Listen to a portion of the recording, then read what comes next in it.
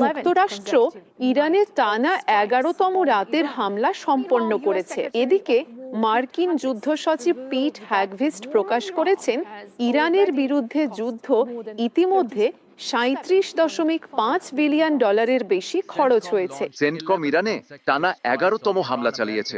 American বাহিনী দাবি করেছে তারা ইরানি সামরিক অভিযান, কেন্দ্র, সামুদ্রিক সক্ষমতা, বিমান হ্যাঙ্গার, ড্রোন সংরক্ষণাগার এবং লজিস্টিক অবকাঠামো লক্ষ্যবস্তু করেছে। মার্কিন সামরিক বাহিনী বলেছে তাদের লক্ষ্য ছিল হরমুজ প্রণালীতে ইরানের শিপিং হুমকি দেওয়ার সক্ষমতা আরও কমিয়ে আনা।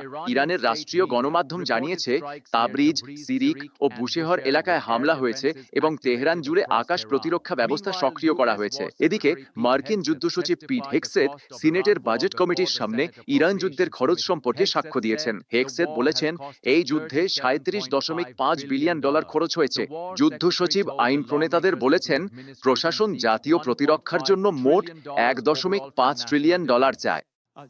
সিনেটর, আজ পর্যন্ত আমাদের হিসাব অনুযায়ী খরচ হয়েছে $37.5 বিলিয়ন। $1.5 ট্রিলিয়ন প্রেসিডেন্ট চাইছেন এবং দেশ রক্ষার জন্য আমাদের এটাই দরকার। এই কমিটির সদস্যরা অন্যদের চেয়ে ভালো বোঝেন যে দীর্ঘমেয়াদী কৌশলগত আধিপত্য এককালীন অতিরিক্ত বাজেট দিয়ে সম্ভব নয়। একই সাথে president Donald Trump peak X পর্বতে হামলার হুমকি দিয়েছেন, যা নাতানজের কাছে ইরানের একটি গোপন পারমাণবিক কেন্দ্র। ট্রাম্প সতর্ক করেছেন এই হামলা দ্রুত ও জোরালো হতে পারে।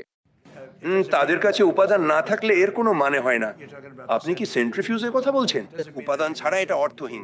আমরা উপাদান অনুসরণ করি, সেখানেই মূল ঘটনা, এবং আমরা খুব সম্ভবত খুব শিগগিরই ওই এলাকায় আঘাত আনব। ইরানি সামরিক কমান্ড পাল্টা হুঁশিয়ারি দিয়েছে যে এমন হামলা যুদ্ধ ছড়াবে এবং তারা মার্কিন স্বার্থ ও মিত্রদের বিরুদ্ধে পুরো অঞ্চলে প্রতিশোধের অঙ্গীকার করেছে। ইরানের প্রেসিডেন্ট মাসুদ পেজেশকিয়ান যুক্তরাষ্ট্রকে ইসলামাবাদ স্মারকলিপি লঙ্ঘনের অভিযোগ করেছেন। তিনি বলেন, তেহরানের মূল লক্ষ্য ছিল আলোচনায় হরমুজ প্রণালী পুনরায় খুলে তেল রপ্তানি শুরু করা। প্রেসিডেন্ট আরও বলেন, সর্বোচ্চ নেতা ব্যক্তিগতভাবে বর্তমান অনিশ্চয়তা দূর করার প্রয়োজনীয়তার উপর জোর দিয়েছেন। আমাদের প্রিয় নেতার সঙ্গে আমাদের সম্পর্ক দিন দিন আরো দৃঢ় হচ্ছে এবং এ সম্পর্ক আরো দৃঢ় হওয়া উচিত, যাতে আমরা তার দিক নির্দেশনা অনুসরণ করে আমাদের সমস্যার সমাধান করতে পারি। উত্তেজনা সত্ত্বেও পাকিস্তান কূটনৈতিক প্রচেষ্টা চালাচ্ছে।